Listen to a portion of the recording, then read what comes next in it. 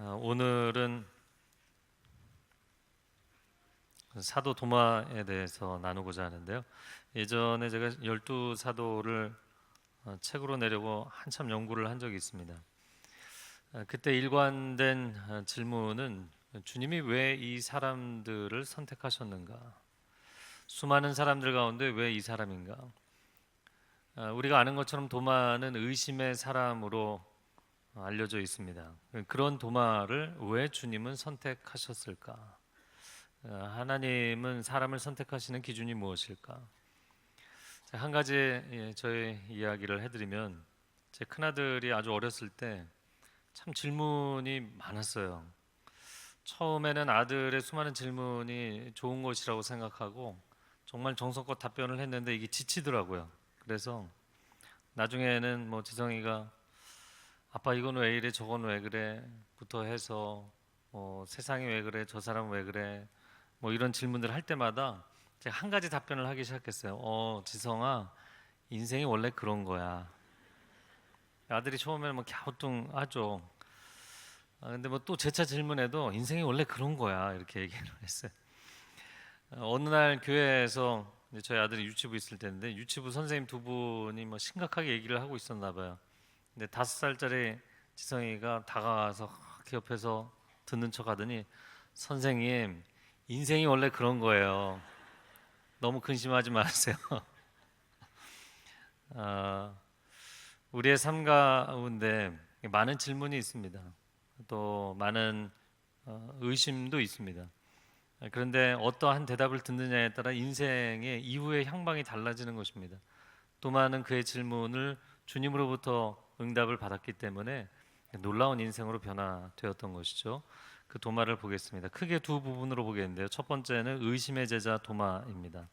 오늘 본문의 24절 말씀 같이 읽도록 하겠습니다. 12제자 중 하나인 디두모라 불리는 도마는 예수께서 오셨을 때 제자들과 함께 있지 않았습니다.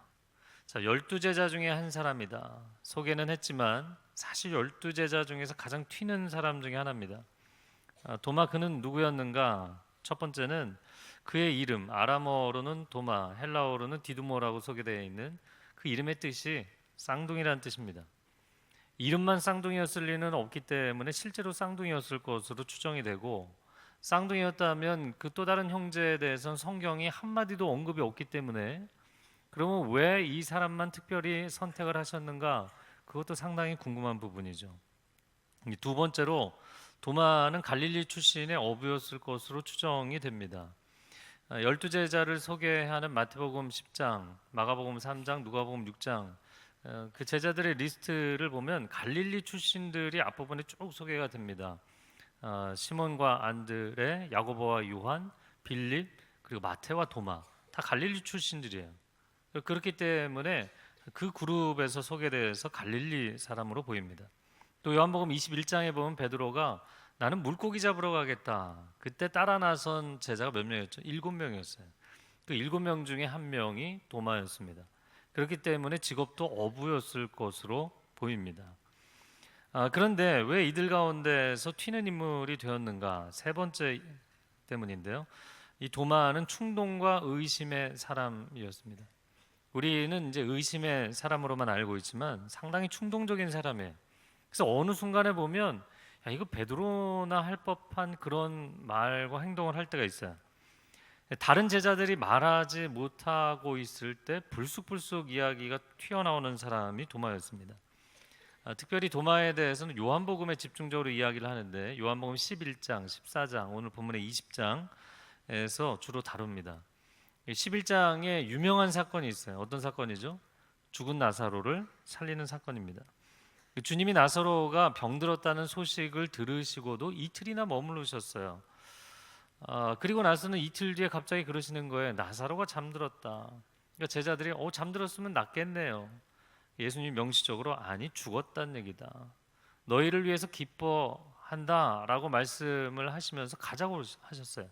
자, 예수님은 죽은 나사로를 살림으로 제자들의 믿음이 향상될 것을 기대하며 벌써부터 기쁘셨다고요. 그 순간에 갑자기 찬물을 끼얹은 사람이 있어요. 누군지 아십니까? 베드로나 말할 법한 순간에 도마가 갑자기 이야기를 했어요. 만약에 베드로였다면 와 주님 나사로를 살리러 갑시다. 제가 먼저 달려갈까요? 뭐 이런 말을 했겠죠. 근데 도마가 딱 이렇게 얘기합니다. 우리도 주와 함께 죽으러 가자. 왜냐하면 요한복음을 보면 다른 복음서보다 굉장히 일찍부터 유대 지역의 분위기가 예수님에 대해서 반감이 컸다는 걸 보여주고 있어요. 예수님이 계속해서 위험 수위가 올라가니까 유대 지역에서 갈릴리로 피해 가십니다. 그러니까 다른 제자들은 유대 지역에 가는 거 좀 위험하지 않아? 무슨 일이 일어나는 거 아니야? 이런 생각만 하고 있을 때 스승 예수님이 무슨 일을 당한다 이런 말을 쉽게 내뱉기가 어렵잖아요. 근데 그런 말을 서슴없이 내뱉는 사람이 도마였어요. 그러니까 베드로의 충동성과 도마의 충동성은 좀 다른데 베드로는 다른 사람들이 생각하지 않는 엉뚱한 말을 하는 충동성이죠. 그래서 다들 너무나 자지러지게 무서워하고 있는데 근데 혼자 무리를 걸어오라 명하소서 이런 얘기 하잖아요. 근데 도마는 좀 다릅니다. 머리가 굉장히 비상하기 때문에 다들 두루뭉술하게 생각하는 것을 예리하게 정곡을 짚어서 이야기하는 게 도마였어요. 사실 제자 도마는 충동적인 면은 베드로와 비슷하지만 그것만 빼면 가룟 유다하고 같은 과이기도 합니다. 그래서 가룟 유다와 베드로를 섞어 놓은 것 같은 캐릭터예요. 제자들 중에서 예수님이 앞으로 죽게 될 것이라는 것을 정확하게 알고 있는 두 사람이 있었어요. 그 두 사람이 도마와 가룟 유다입니다. 다만 유다는 끝까지 속으로만 판단하고 얘기를 안 했어요. 끝까지 숨기고 딴짓을 하다가 엉뚱한 결론이 났습니다. 하지만 도마는 그 말을 참을 수가 없어서 내뱉는 사람이라고요. 가룟 유다가 정치적인 사람이라면 도마는 그래도 정직한 인물이었던 것이죠.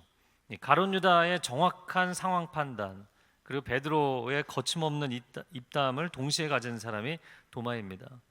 그런데 너무 정곡을 짚어서 막 얘기를 하니까 사실 우리도 주와 함께 죽으러 가자. 예수님은 지금 나사로를 살릴 기대감으로 상당히 부풀어 계셨는데 분위기를 깨는 너무 얄밉게 얘기하는 타입인 거죠. 그러나 도마를 좀 긍정적으로 도마를 위한 변을 한다면 긍정적으로 볼 필요도 있습니다. 왜냐하면 다른 제자들은 몰랐지만 도마는 정확하게 한 가지를 알고 있었어요. 그건 뭐냐면 예수님이 죽으러 가신다는 거였어요. 주님이 나사로를 살리기 위해서 죽으러 가신다는 사실을 파악했던 것입니다. 우리를 살리시기 위해서 주님이 당신의 목숨을 거시는 분이라는 것. 도대체 그 사랑이 어떤 사랑인지 그것을 다 이해할 수는 없었지만 그 당시에는 그러나 주님은 죽음을 각오하고 있다는 걸 알았어요. 자, 또 하나 도마에 관련돼서 중요한 장면이 요한복음 14장입니다. 예수님이 자 이제 나 간다 이런 말씀을 하시니까 제자들이 너무너무 침울해졌습니다. 그래서 14장이 딱 시작하면서 제자들을 진정시키기 위해서 예수님이 하신 말씀이 있죠.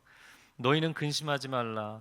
하나님을 믿으니 곧 나를 믿으라. 아버지 집에 거할 곳이 많다.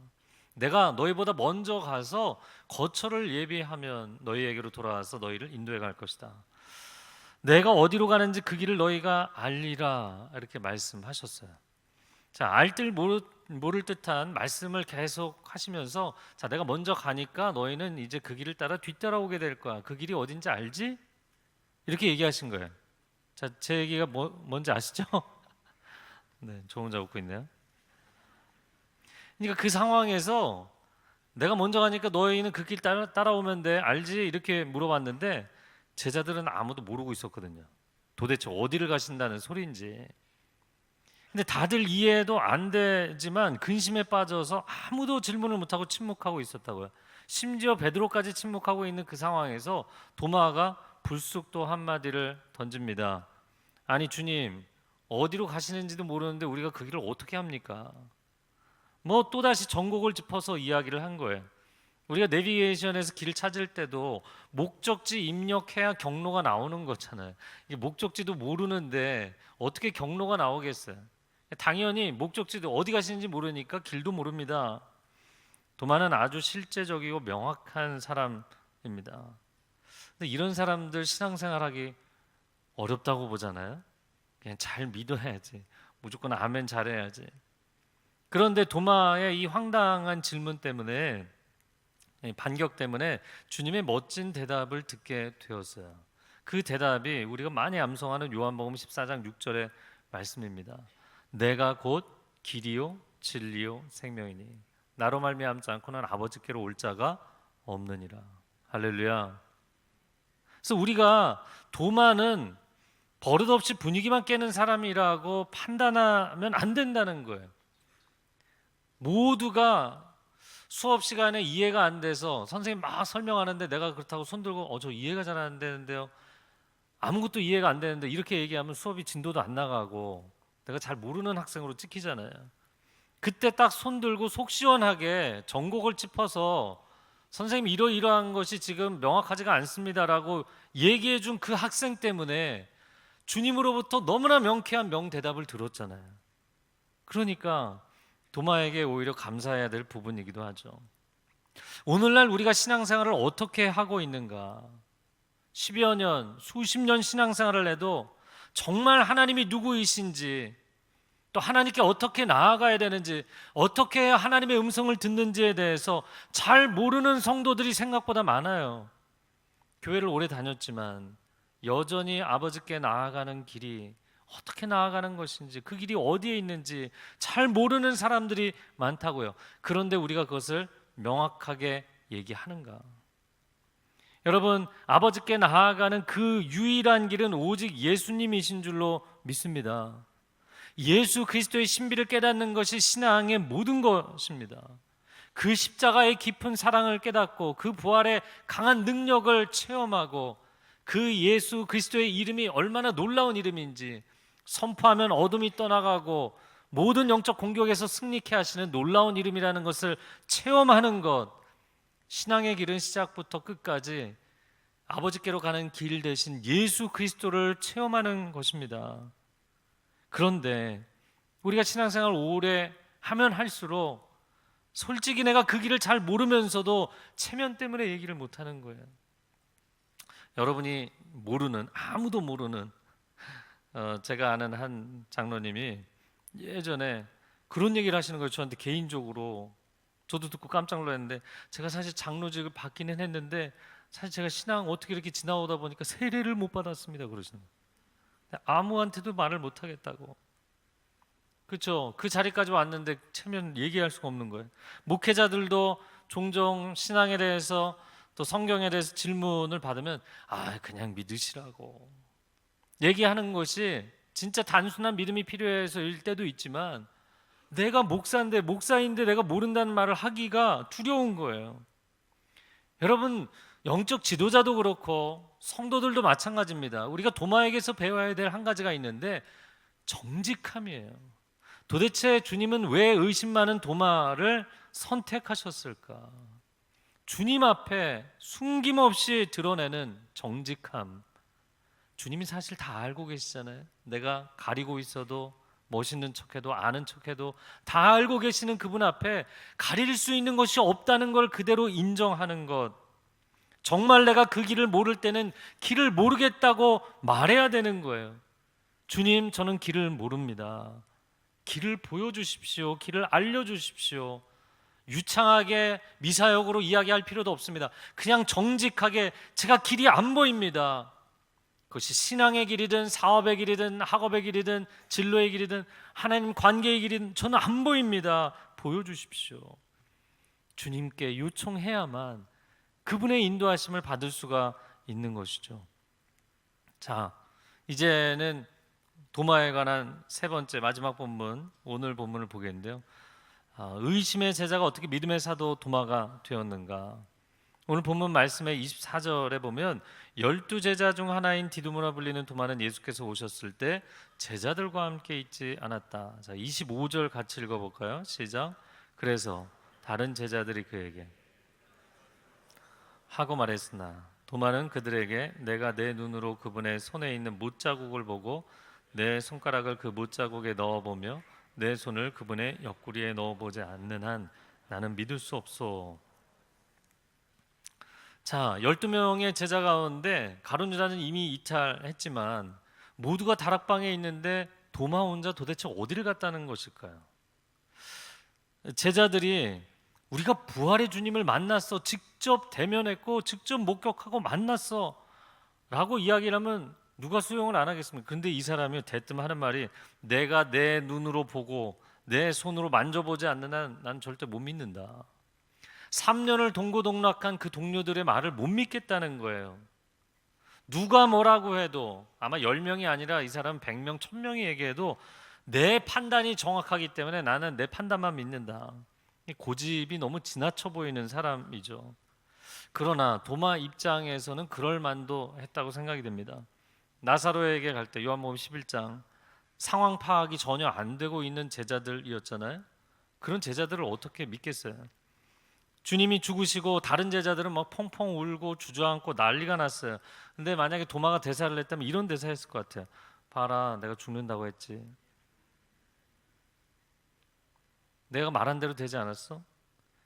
여러분, 물론 도마에게도 예수님의 죽으심은 충격적인 사건이었지만 그러나 다른 제자들처럼 예상을 못했던 사건은 아니었다는 거예요. 뭐 이렇게 얘기를 하면 좀 쉽지 않을까 싶어요. 뭐 어제 오늘 한국하고 일본이 중요한 경기가 있는데 만약에 한국과 한일전 A매치 축구 경기를 한다. 그럼 축구 좋아하시는 분들에게 예상 스코어가 어떻게 되나 이렇게 물어보면 대부분 뭐라고 얘기하나요? 2대 0, 2대 1로 이길 것 같아. 아니면 뭐 박빙이라서 1대 0으로 이길 것 같아. 이렇게 얘기하잖아요. 그런데 꼭 그 상황에서 이번엔 전혀 준비가 안 돼서 2대 0으로 질 거야. 이렇게 분위기 깨는 사람이 꼭 있다고요. 도마 같은 사람이.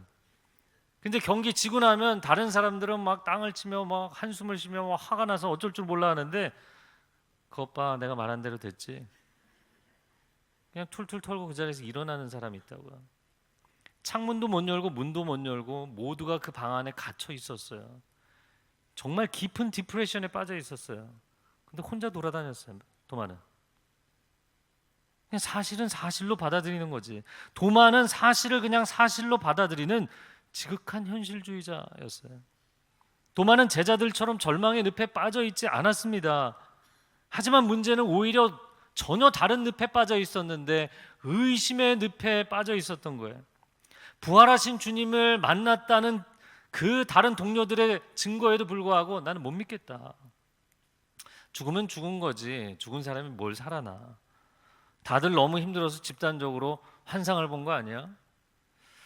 나는 내가 직접 확인을 못하면 절대 못 믿는다. 이런 취지의 말을 했어요. 그런데 오늘 본문의 대사를 정확하게 보면 25절에 내 눈으로 못자국을 보고 내 손가락을 못자국에 넣어보고 내 손을 통째로 팔을 예수님의 창을 맞은 그 옆구리에 내가 넣어봐야만 믿겠다. 무슨 사건 현장에 가서 현장 그 검증하는 형사 같아요. 이런 사람은 형사를 해야 되지 않나 싶을 정도의 말을 합니다. 근데 이어지는 26절에 보면 8일 후에 예수님이 제자들 가운데 나타나서 너희에게 평강이 있을지어다 인사말 딱 한마디 하시고 도마 소환합니다. 27절 읽어볼까요? 시작. 그러고 나서 예수께서 도마에게 말씀하셨습니다. 내 손가락을 이리 내밀어 내 손을 만져보고 내 손을 내밀어 내 옆구리에 넣어봐라. 그리고 믿음 없는 사람이 되지 말고 믿는 사람이 돼. 제가 이 대사 읽으면서 예수님도 만만치 않게 깐깐하시구나. 도마가 말한 그대로 들어두셨다가 그대로 얘기하셨어요. 너 얘기한 거 있지? 너 손가락 여기 한번 넣어봐. 너 팔을 그럼 넣어봐. 이렇게 얘기하시면서 직접 확인해보고 믿는 사람이 되라. 그가 부정적으로 얘기한 거를 뒤바꿔서 믿음으로 바꾸시는 분이 우리 주님이신 줄로 믿습니다. 자, 28절 말씀 한번 같이 읽어볼까요? 시작. 도마가 예수께 대답했습니다. 내 주이시며 내 하나님이십니다. 예수님이 직접 나타나서 손가락 넣어보고 손 넣어봐라, 직접 확인해봐라 했는데 도마가 직접 확인했나요? 전혀 확인하지 않았어요. 확인할 필요가 없었어요. 환상도 아니고 이건 착각도 아니고 유령도 아닌 거예요. 너무나 분명하게 예수님이신 것을 자기가 확인했기 때문입니다. 그리고는 갑자기 도마가 28절에 놀라운 고백을 했잖아요. 나의 주이시며 나의 하나님이십니다. 여러분, 의심에서 믿음으로 180도 전환한 것입니다. 근데 그뿐만이 아니라 이 고백은, 이런 신앙 고백은 12사도 가운데도 유일하게 딱 세 사람만 한 거예요. 처음에 요한복음 1장에 나다나엘이 했고요. 그리고 마태복음 16장에 시몬 베드로가 했고요. 가장 마지막 모든 게 검증된 이후에 요한복음 20장에 도마가 했어요. 나다나엘은 참 이스라엘 사람, 깨끗한 영성이 있었기 때문에 예수님이 누구인지 알아봤죠. 그렇다면 시몬 베드로는 백지같이 심플한 사람이기 때문에 직관력으로 예수님 누구신지 명확하게 알았어요. 근데 도마는 자신의 지성과 경험이 수반되는 사실 관계를 확인해야만 그것이 사실이라고 인정할 수 있는 사람이거든요. 그 세 사람 가운데 가장 마지막이긴 하지만 분명하게 그분이 누구이신지를 고백한 것입니다. 우리가 하나님 앞에 나아갈 때 히브리서 11장 6절에 하나님께 나아가는 자는 반드시 그가 계신 것을 믿어야 한다. 그 믿음이 있어야 하나님 기쁘게 받으신다 했어요. 물론 우리가 잘 믿어지는 사람들은 참 좋은 사람들입니다. 제가 성경 통독하면서 질문하고 싶은 사람 질문하세요. 그런데 그냥 전 다 믿어져요. 그러고 잘 믿어지는 분들은 의심 많은 도마 같은 사람들이 볼 땐 부러운 거예요. 행복한 사람입니다. 그러나 도마처럼 자주 의문이 생기는 사람이 있단 말이죠. 과학주의 시대에 의심하는 도마들은 끊임없이 늘어나고 있는데 교회는 이들을 어떻게 대할 것인가? 현대판 도마들을 비난하는 것이 아니라 기꺼이 환영해야 됩니다. 수모임 하다 보면 하여튼 까다로운 질문만 계속 집요하게 던지는 분들이 있어요. 할렐루야. 순장님들이 가장 경계하는 대상들인데 그런 분들을 경계하고 소외시키지 마시고요. 정 모르시겠으면 장로님께도 물어보고 담당 목사님에게도 물어보시고 저에게도 물어보셔도 돼요. 그들의 내면의 갈증을 어떻게 해소해 줄 것인가. 여러분, 질문이 있다는 것은 답을 찾고 있다는 거잖아요. 예수님을 부정하는 것도 아니고 하나님 부정하는 것도 아니고 알고 싶다고 질문을 하는 거잖아요. 그럼 받아줘야 되는 것이죠. 사실 회의주의자들에게 회의하는 일 자체는 애증의 작업입니다. 회의주의자는 기질적으로 질문을 던지고 의심하는 거 좋아하지만 그러나 그 의심이 해소가 안 돼서 답답해 하는 사람들이에요. 빨리 알고 싶고 주님을 만나고 싶은 사람들이라는 것이죠. 그 중에 한 사람이 우리가 잘 아는 20세기 기독교 최고의 지성 중에 한 사람 필립 얀시입니다. 필립 얀시가 교회 나의 고민 나의 사랑이라는 책에서 자신의 자전적인 이야기를 했어요. 젊은 시절에 성경에 대해서, 교회에 대해서, 하나님에 대해서 질문이 너무너무 많았어요. 교회 가면은 리더 붙잡고 다른 성도 붙잡고 질문하는 거예요. 그럼 사람들이 그냥 믿어. 너 믿음이 없어서 그래. 그 질문을 많이 하는 미국 컬처에서도 받아들여지지 않았어요. 그래서 이런 얘기를 합니다. 정말 이 대답을 해줄 교회를 찾아서 너무나 많은 교회를 나는 떠돌아다녀야 했다. 그러나 그 필립 얀시가 결국에 예수 그리스도를 감격적으로 이해하고 만나게 되었을 때 수많은 영혼을 변화시키는 기독인 지성으로 사람들에게 선한 영향력을 끼치게 된 것입니다. 여러분, 도마에 대한 재평가가 필요하죠. 도마는 적어도 가룟 유다처럼 배신하고 믿음을 버릴 사람은 아니었어요. 믿음을 부정하기 때문에 질문하는 것이 아니라 믿음을 긍정하고 싶어서 질문하는 사람이었다고요.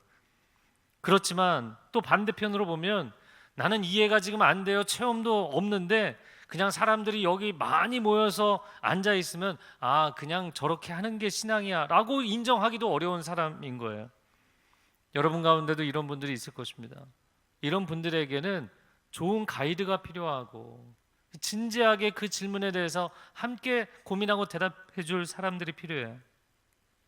제가 수요 통독 상반기 하반기에서 지난 수요일에 끝났는데요. 1000명 이상 수강을 해서 65% 이상 완독을 했어요. 조장님들이 정성껏 해주신 조들이 완독을 많이 하셨어요. 그런데 그분들이 매주 성경을 읽다가 궁금해하는 거 질문하는 양이 너무너무 많았지만 그래도 궁금하면 진도가 안 나가고 그 다음에 더 이상 마음이 열리지 않는 분들이 있거든요. 그런 분들에게 질문에 답변을 해드린 것이 그분들이 성경을 계속 읽는데 도움이 되지 않았나 생각이 됩니다.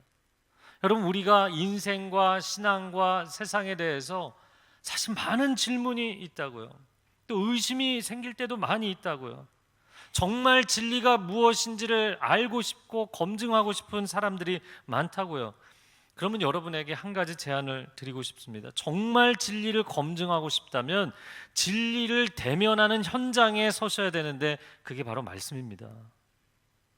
수많은 사람들이 안타까운 것은 성경을 읽지 않고 하나님에 대해서 질문해요. 성경을 읽지 않고 하나님의 섭리에 대해서 질문해요. 성경을 읽지 않고 세상과 인생을 창조하신 하나님에 대해서 알려고 하지 않고 인생과 세상에 대해서 질문해요. 여기에 답이 있다고요. 현장을 검증하고 싶어하는, 정확하게 알고 싶어하는 도마의 집요함이 필요한 때라고 보입니다. 또한 인생의 고난 때문에 의심에 빠지는 사람들도 있습니다. 수능 시험을 봤는데 성적이 원하는 만큼 나오지 않을 수 있어요. 사업을 열심히 했는데 사업이 어려워지고 인생에 예상치 못한 고난을 겪을 수 있습니다. 근데 그런 상황에서 하나님을 의심하고 하나님의 존재를 의심하고 하나님의 의도를 의심하고, 과연 하나님이 내 인생에 선한 의도가 있으신가? 하나님의 의도를 의심하고 하나님을 등지고 떠나는 사람들이 있다고요. 여러분, 그러면 질문하겠습니다. 내가 원하는 대로 내 인생이 전개가 안 되면 하나님마저도 패싱하겠는가? 나는 내 인생을 건지기 위해서 하나님이 이러셨다고 그러니까 내가 도저히 힘들어서 못 견디겠다. 하나님을 그냥 패싱하고 하나님 포기하고 그냥 내 인생을 건져보려고 하겠는가? 제자들의 상황을 보십시오. 자신들의 직업, 가정 모든 것을 다 내려놓고 주님께 올인하고 3년을 따라온 제자들에게 인생의 최악의 상황은 예수님이 십자가에서 돌아가시는 거였어요. 그 사건이 벌어졌을 때 예수님마저 패싱하고 내 인생 건지겠다고 한 사람이 가룟 유다입니다.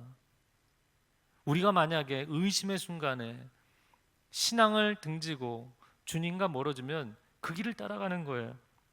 그러나 내가 아직 다 이해가 안 되지만, 내가 왜 이런 고난과 어려움을 겪는지 이해가 안 되지만 난 여기 끝까지 남아서 사실 확인을 해야겠다. 나는 끝까지 진리를 알아야겠다. 집요하게 버티는 사람이 있다면 그 사람은 도마 같은 사람인 거예요. 도마의 집요함이, 끈질김이 필요한 것이죠. 로마서 14장 1절 말씀을 개역 한글로 한번 읽어보겠습니다. 시작. 믿음이 연약한 자를 너희가 봤대. 그의 의심하는 바를 비판하지 말라, 이렇게 되어 있어요. 여러분, 교회 안에서 의심이 많은 사람, 질문이 많은 사람, 자 사역합시다 그런데 결론 다 났는데 근데 그거 왜 하나요? 이렇게 물어보면 분위기 완전히 얼음장이 되잖아요. 자 은희치 갑시다. 근데 거길 꼭 왜 가야 되나요? 이렇게 질문하면 사실 당황스럽잖아요. 의심이 많고 질문하는 사람들, 그 사람들 비판하지 마라, 수용하라. 그것이 주님의 마음입니다. 제가 지지난주에 그 가늠하다 현장에서 잡힌 여인의 말씀을 나눴는데, 만약에 그 상황과 오버랩해서 생각한다면 이런 거예요. 믿음을 강조하고 믿습니다 이거를 강조하는 교인들이, 제가 그 수요 성경 통독반에도 야 목사님 저렇게 힘든데 질문하지 마. 조장님이 다른 조원들이 너 질문하지 마. 질문하고 싶은 사람 질문하지 못하게 입을 틀어막는 거예요. 그래서 제가 조장님들에게 그냥 놔두시라고, 질문하게 놔두시라고. 여러분, 수많은 믿음만이 좋은 선택이다 라고 생각하는 수많은 교인들이 의심 많은 도마를 한가운데 세워놓고 돌을 들어 치려고 하지 않겠어요? 그때 주님이 한 말씀 하신다면 이렇게 말씀하실 것 같아요. 너희 중에 의심이 전혀 없는 사람이 먼저 돌로 쳐라. 여러분, 우리가 신앙생활 하면서 정말 의심이 한 번도 생긴 적이 없나요? 질문이 한 번도 생긴 적이 없나요? 그냥 덮어두고 아멘 하는 것이 좋다고 생각하는 사람들이 많기 때문에 생긴 문제 아닌가요? 주님은 도마를 정죄하지 않았습니다. 질문하는 사람, 저는 지금 아직 못 믿겠습니다, 이런 사람 정죄하지 않으셨어요. 오히려 도마의 모든 의심을 기꺼이 받아주셨고 그의 질문 덕분에 우리는 정말 주옥 같은 주님의 음성을 듣게 된 것입니다. 성도 여러분, 하나님께 질문하세요. 주님께 질문하세요. 사람에게 질문하면 사람의 대답을 듣게 돼 있고 하나님께 질문하면 하나님의 대답을 듣게 돼 있어요. 여기서 우리가 도마의 마음을 가져야 되는데, 물론 사람들이 내게 주님은 부활하셨어, 주님 살아나셨어, 주님은 너에게 이렇게 해주실 거야, 이런 얘기 다 들을 수 있지만 결국 당신 인생의 해답을 듣는 것에 관해서는 내가 직접 주님께 듣겠다는 도마의 고집이 필요한 것입니다. 제가 요즘 깜짝 놀라는 경우들이 많아요. 누군지 알려고 하지 마세요. 시골에 있는 기도원에 있는 어디에서 따로 사역하신다는 분에게 헌금 보내고 그분이 대신 기도해 주는 거예요. 내가 내 인생의 문제를 놓고 내가 씨름하며 하나님 앞에 엎드려서 기도를 해야 되는데 기도해 주고 응답기, 하나님의 응답이 이겁니다. 여러분, 신앙생활에 내 인생에 관한 문제인데 여러분 기도받으러 가신, 물론 때로는 필요하지만 내가 직접 보고 듣고 만나야겠다, 이 도마의 고집이 왜 없으시냐는 거예요. 이게 반드시 있어야 되는 거죠. 자, 29절 말씀 같이 읽어보겠습니다. 시작. 그러자 예수께서 도마에게 말씀하셨습니다. 너는 나를 보았기 때문에 믿느냐? 보지 않고도 믿는 사람은 복이 있다. 도마의 고백에 대해서 그렇게 말씀하셨어요. 제가 어제 이 본문 마지막 결론을 보고 보는 것, 본 사람, 보지 못한 사람, 믿는 사람, 믿지 못하는 사람, 이 두 가지 변수를 가지고 조합을 만들어 보면 총 네 가지가 나오잖아요. 그래서 그 네 가지를 한번 살펴보니까 결국엔 세 종류의 사람이더라고요. 첫 번째는 보고서야 믿는 사람, 두 번째는 안 보고도 믿는 사람, 세 번째는 보고도 믿지 못하는 사람, 네 번째는 안 보이기 때문에, 못 봤기 때문에 못 믿는 사람. 이게 도마죠.